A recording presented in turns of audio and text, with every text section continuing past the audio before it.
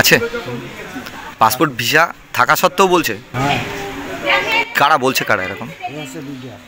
BDR মানে ভারতীয় নাগরিক দেখলেই এমন বলছে। তা আতঙ্কে রয়েছেন তো আপনারা, ভয়ে আছেন তো? আগামী দিন কি আবার যাবেন নতুন করে? আবার যাব, যদি আবার সমস্যা করে যা হয় করবে একটা, মানে প্রয়োজন পড়লে যাবেন। তো এরকম প্রতিনিয়ত প্রত্যেক যারা ভারত থেকে যাচ্ছে তাদেরকেই করছে এমন? বিডিআররা করছে, ভিসা থাকা সত্ত্বেও করছে কেন জিজ্ঞাসা করেননি? তুই আসলি কেন, তার কি বলবো? ওই একটা কথাই বলছে। তো কতটা ভয়ে রয়েছেন যেতে? ভয় তো লাগছে আপনার, কতটা ভয় লাগছে? ভালো ভয় লাগে, যেতে ভয় লাগছে। আপনার নাম? হ্যাঁ, গোপাল দাস। গোপাল দাস। আপনি কি করেন এখানে?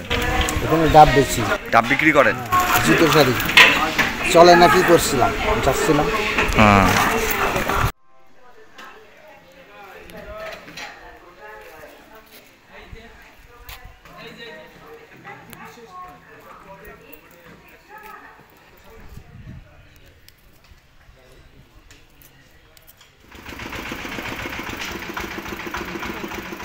কি পরিস্থিতি সেখানকার? সেখানকার পরিস্থিতি বলছে তুই আসলি কেন, সেদিনকে নিষেধ করেছি, তুই আসলি কেন, তাই বল তোর মাল ডিএম করে দেবো, তোর মাল আর আসবি না, এই পর্যন্ত। কি দরকারে গেছিলেন সেখানে? কম্বল দিয়ে গেলাম। পাসপোর্ট ভিসা আছে আপনার? আছে পাসপোর্ট ভিসা থাকা সত্ত্বেও বলছে। কারা বলছে, কারা এরকম? বিডিআর মানে ভারতীয় নাগরিক দেখলেই এমন বলছে। তা আতঙ্কে রয়েছেন তো আপনারা, ভয়ে আছেন তো? আগামী দিন কি আবার যাবেন নতুন করে? আবার যাব, যদি আবার সমস্যা করে যা হয় করবে একটা, মানে প্রয়োজন পড়লে যাবেন। তো এরকম প্রতিনিয়ত প্রত্যেক যারা ভারত থেকে যাচ্ছে তাদেরকেই করছে এমন?